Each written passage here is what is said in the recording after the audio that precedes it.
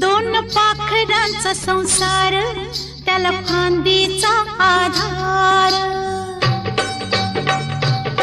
दोन पाखरांचा संसार, त्याला फांदीचा आधार.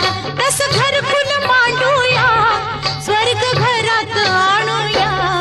दोन पाखरांचा संसार, त्याला फांदीचा आधार. दोन पाखरांचा संसार, त्याला फांदीचा आधार.